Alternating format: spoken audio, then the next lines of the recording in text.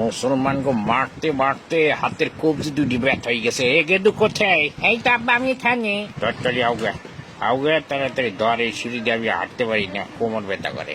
আব্বা আসেন, আপনার দেখেন আমি বেগুনি কালারের গালিচা বিছাই দিছি, আমার হাত ধরেন আব্বা। তো আসার পথে কোনো পথে ঘাটে ঝামেলা হয় নাই তো আব্বা?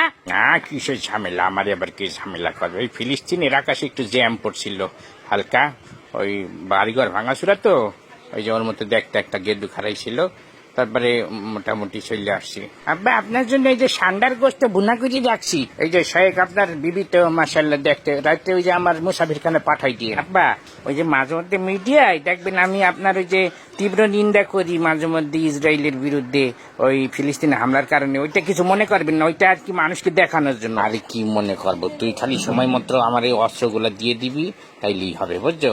তাছাড়া মিডিয়ায় যা করা শো অফ টপ সব করবি, সমস্যা নেই। জি আব্বা, আপনি শুধু আমার দিকে একটু লক্ষ্য রাখবেন, আমি তো আপনার ওদিকে সেটেল হয়ে গেছি, অধিকাংশ সময় আমেরিকায় থাকা হয় আমার। ওই দিন নিয়ে তুই কোনো চিন্তা করবি না, তোর যখন যা লাগবে শুধু আমাকে বলবি, খারাপ লাগুক খাদেমা লাগুক সব বলবি আমাকে। আব্বা আপনার মতো একজন আব্বা থাকতে আমার কোনো টেনশনই করতেই না, মনে হয় আপনি আমার জন্মদাতা পিটিয়ে কয় কি।